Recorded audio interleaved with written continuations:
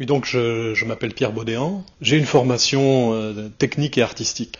J'ai toujours été à cheval entre la technique et l'art. Cette formation, elle s'est concrétisée par une formation de designer. J'ai été actif dans ce domaine pendant une trentaine d'années, avec toujours à côté une activité de sculpteur, sculpteur du dimanche, de vacances, de week-end.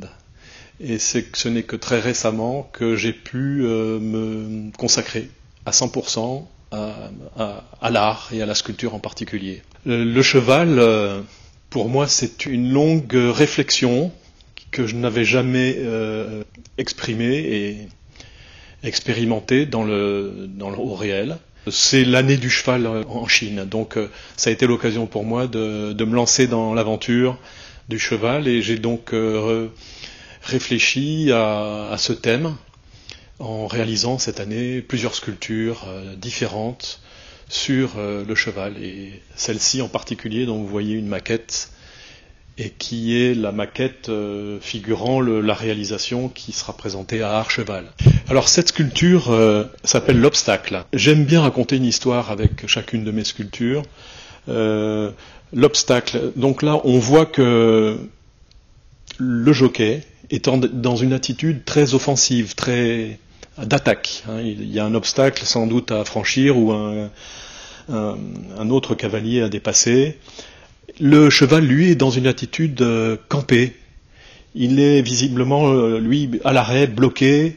Donc il y a une contradiction entre la volonté du jockey et l'attitude du cheval. Je veux raconter par cette sculpture quelque chose de notre société d'aujourd'hui. On est en pleine crise, à tout niveau, et on se rend compte, notre génération est confrontée pour la première fois à une sorte d'impossibilité de poursuivre les attitudes, les comportements que nous avions jusqu'à maintenant. Ces comportements, ils sont figurés par le jockey, toujours plus, croissance plus, finance, et on tire sur la nature, et le cheval, la nature et la réalité en fait, nous rappelle à l'ordre et nous dit on ne peut plus continuer comme ça. C'est le pourquoi de cette sculpture. Il veut exprimer cette idée d'un obstacle que notre civilisation, dans son ensemble, doit franchir en inventant de nouveaux comportements. Alors le processus créatif que j'utilise, il est très analytique. Moi je suis un artiste très traditionnel, classique, avec une formation de dessin, et donc mon travail de sculpteur commence avec beaucoup de dessins, beaucoup de croquis, et il se poursuit ensuite avec des petites maquettes, vous voyez, qui sont en plastique et qui me permettent vraiment d'aller très loin dans la conception de l'objet, qui ensuite sera réalisé à taille réelle. J'aime aussi dans mon travail faire l'économie des matériaux. C'est pour ça qu'il y a très souvent beaucoup de vide dans mes sculptures. Le dessin et la réalisation de la sculpture se limitent finalement à la structure seule. Et le vide, la lumière, fait office de remplissage et complète le travail de sculpture. Et donc là, vous pouvez voir dans cette sculpture que finalement, elle se limite, elle prend des allures très, très variées. Elle peut même pratiquement disparaître dans l'endroit où elle sera exposée, pour ne laisser transparaître qu'un petit tracé très fin, très mince. Alors la sculpture qui sera présentée à Archeval, la grande sculpture rouge, a une taille d'environ 3 mètres de haut, sur 3 mètres de long et une soixantaine de centimètres de large.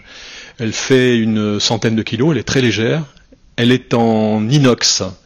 Elle est légère, mais elle repose sur deux bases qui la sécurisent et qui permettent qu'elle soit stable au sol. Elle est en inox, peint avec une peinture polyuréthane, donc c'est des peintures très résistantes et durables.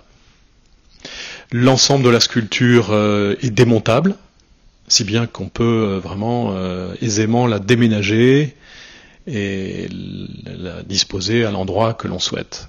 Là, je vous présente une sculpture qui a été réalisée sur le même modèle, mais dans un matériau que j'aime beaucoup aussi, parce qu'on peut le former, c'est du bronze.